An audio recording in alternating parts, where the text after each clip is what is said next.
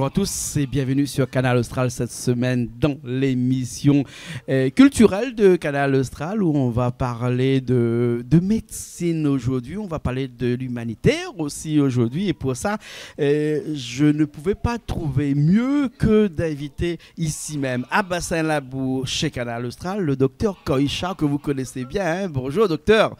Hein? Docteur Koïcha, hein? Et merci de nous faire le plaisir d'être avec nous cet après-midi ici à Bassin-Labour. Alors il faut qu'on rappelle un petit coup comme dit en bon créole, hein? Et, vous êtes chirurgien, chef de service au CHD de La Réunion, président de l'association Médecins de l'Océan Indien. Beaucoup de choses, hein? On peut faire autant de choses comme ça en même temps. Oui, pas mal.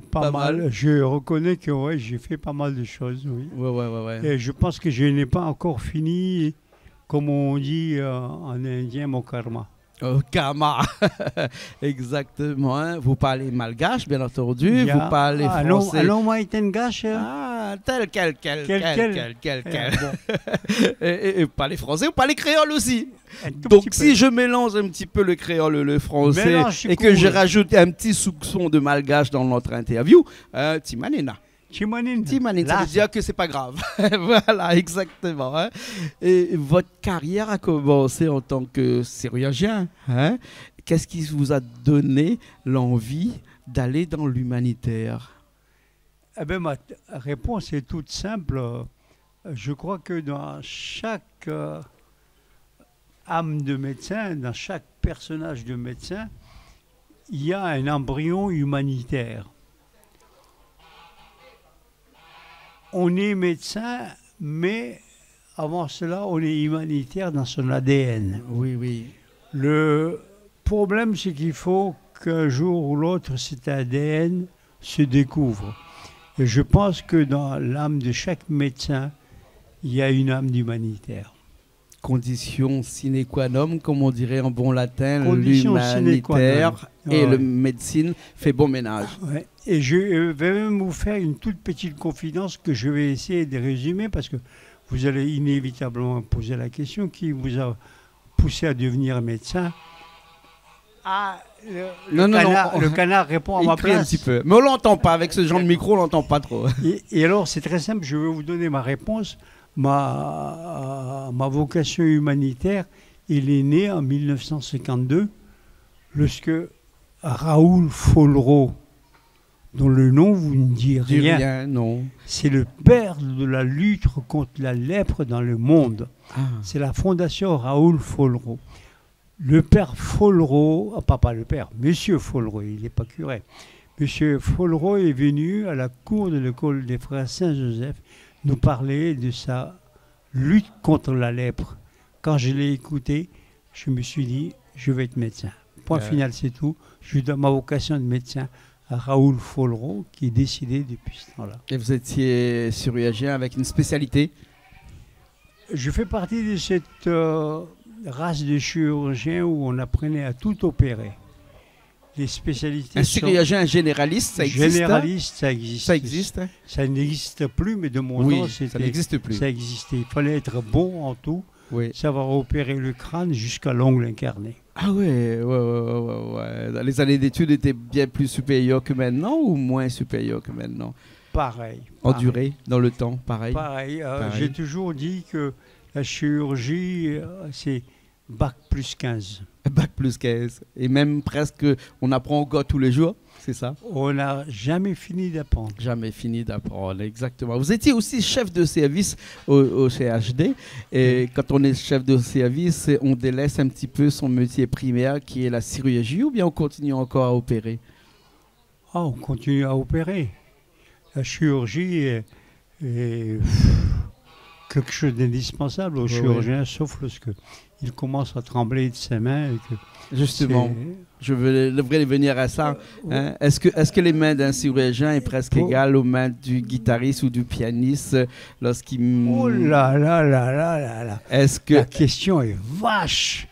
La question est vache. Mais je suis musicien, docteur. Ouais, donc, je ne me sens pas syrien. Mais je me demande, est-ce que mes mains comptent aussi? Parce que depuis 2 ans que je suis au congélateur, pour ne pas dire au confinement, je ne trouve rien pour peupler mes moments. Et alors donc, très tard, maintenant j'ai 82 ans, je me suis mis à la musique. Ah oui. Et alors vous me posez la question gênante, est-ce que le doigt d'un chirurgien valent les doigts et la continuité les doigts normale musicien? pour être musicien? Désolé de vous dire, pour le moment, mes doigts de musicien sont très très très loin derrière mes doigts de chirurgien.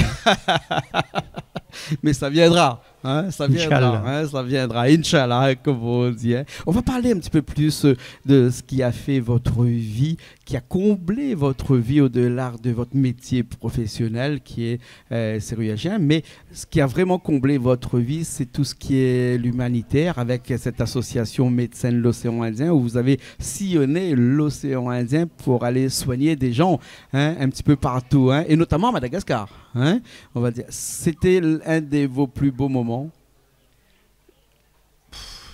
Ça m'embête de vous répondre, pas une réponse très brève. Rien ne remplace et rien ne remplacera l'humanitaire. L'humanitaire, vous êtes très jeune, mais c'est un message de charité, de fraternité qui n'a pas de drapeau, qui n'a pas de couleur, qui n'a pas de religion. Et alors, lorsque le virus de l'humanitaire vous prend, c'est pire que le Covid-19. Ah ouais, sans humanitaire actuellement, parce que, bien entendu, on parle de ce Covid-là, ça fait quelques années, là, bientôt 2 ans que ce Covid est là, et donc l'humanitaire est mis de côté, non pas parce qu'on le veut, mais par obligation, parce que impossible de voyager, parce que l'essence même de ces expéditions humanitaires, c'est d'y aller, c'est de voyager, oui. Et là, on ne peut pas, vous vous sentez comment, là, frustré? Vous m'avez dit tout à l'heure, vous êtes dans un congélateur. Ouais, je suis congelé. Congelé. Vous n'avez qu'à me toucher, je suis glacial. Oui, je vois ça. Ouais. Ça vous manque beaucoup? Énormément. Ouais, je pense que les frontières vont s'ouvrir. Ouais. Je crois, moi, à la médecine, je crois aux progrès médicaux.